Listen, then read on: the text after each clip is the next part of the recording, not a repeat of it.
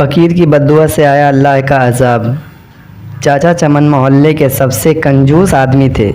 ان کے گھر کوئی مہمان چلا جائے تو رسمی گفتگو کے بعد پوچھتے ہیں کہ چائے تو نہیں پئیں گے؟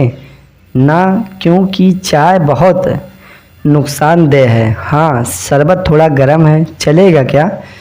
کیک بسکٹ والی دکان ابھی بند پڑی ہے۔ کیا کروں، سموسے والا تو ابھی تیل گرم کر رہا ہے، ابھی کافی وقت لگے گا۔ آپ کہاں اتنی دیر بیٹھے رہیں گے؟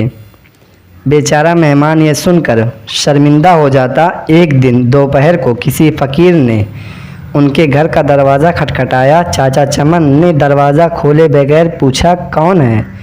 فقیر بولا، بیٹا مہربانی کرو، مجھے کچھ پیسے دے دو، میرے پاس سبزی ہے، روٹی خرید کر کھا لوں گا۔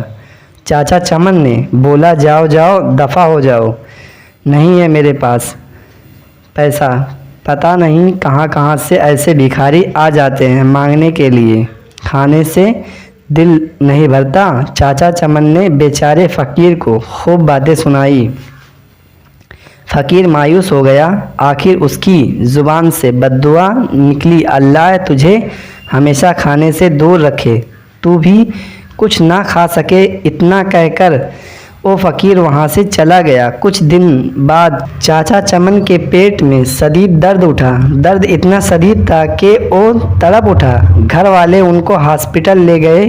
ہاسپٹل میں چاچا چمن کے مختلف ٹیسٹ ہوئے۔ آخر پیٹ کے درد کا پتہ چل گیا۔ ڈاکٹروں نے ہدایت کی کہ 15 سے 20 دن تک ہاسپٹل میں ہی رہنا ہوگا تاکہ مکمل علاج کیا جا سکے۔ ہاسپٹل سے جب گھر واپس آئے تو کمزوری سے نڈھال تھے، بہت برا حال تھا، کوئی چیز ہضم نہیں ہوتی، دہی بھی کہتے تو الٹی ہو جاتی۔ ڈاکٹر کے پاس جاتے تو وہ کہتا کہ شاید اپنے بد پرہیزی کی ہے، ٹیسٹ کرواتے تو سب ٹھیک آتا، دوا باقاعدگی سے استعمال کرنے کے باوجود طبیعت سنبھلنے میں نہیں آ رہی تھی، رنگ پیلا پڑ گیا تھا، تھوڑا سا کھانے سے بھی الٹی ہو جاتی۔ چاچا چمن کی راتوں کی نیند اڑ چکی تھی، ان کو موت کا خوف ہونے لگا۔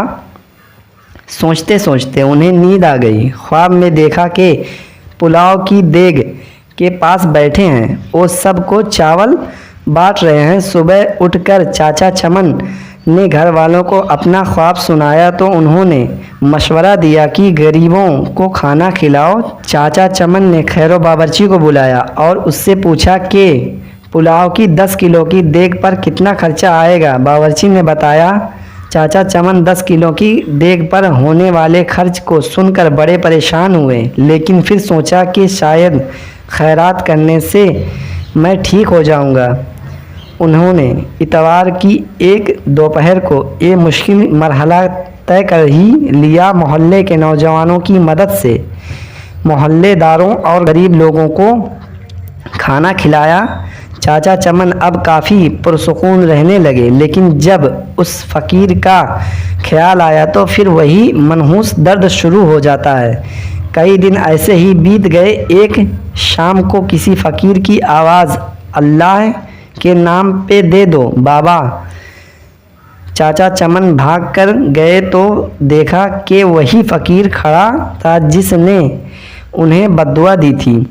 چاچا چمن اس فقیر کا ہاتھ پکڑ کر اپنے گھر کے اندر لے آئے۔ فوراً ہی انہوں نے اپنے بڑے لڑکے کو ہوٹل سے کئی قسم کے کھانے لانے کے لیے بھیجا۔ کچھ ہی دیر میں لڑکا ہوٹل سے بہت سے کھانے لے آیا۔